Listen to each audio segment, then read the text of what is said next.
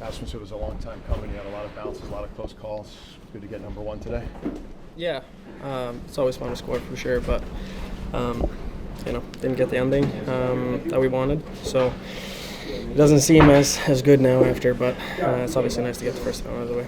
How much of a roller coaster feeling is that for you guys to come back and tie it up and then lose in overtime? Yeah, I mean it shows character and strength in this team that we come back from. What was it, 4-2? So that's huge, obviously, but at the same time, there's 60 minutes of hockey, and we didn't play 60 minutes of great hockey. I think there's moments where we play pretty good, but just too often and too much time of today that it's not good enough, I think. Tough trip overall, but at least you're able to salvage something out of it. I mean, it's better than going home, I guess, without anything. Yeah, I mean, as I said, we were down pretty much the whole game, and it shows strength and character for sure that we come back and tie it up. And then again, I mean, obviously we didn't get the ending that we wanted. It's been a tough trip overall, but you never know. At the end, you never know what point it's going to matter. So it's definitely nice to get one for sure. All right, thanks, Sandin. But you were obviously really fired up on the bench after that went in. What did it mean for you guys to come all the way back the way you did to get it to overtime?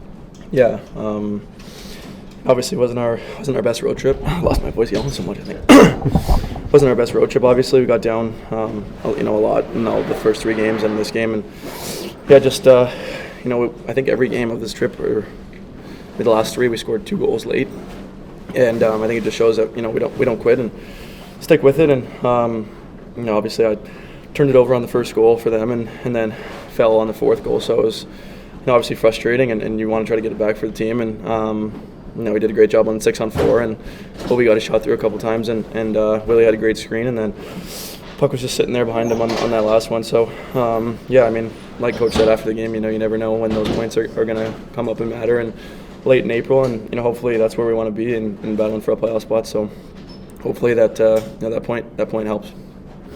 Were you sweating it out at all after?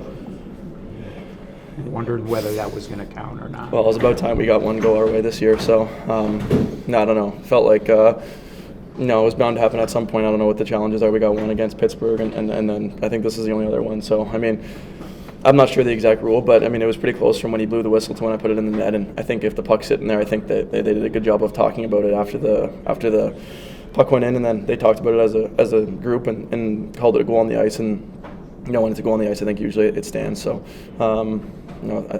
Obviously I'm a bit biased, but I feel like it was the right call. But the puck was sitting behind him, so obviously he can't see that from where he was, but I could see it. So that's hockey sometimes, and the hockey gods, got us a point tonight. So we'll take it and enjoy the break and come back ready to go for the second half. All right, thanks, Thanks, Strome. Strome. As well.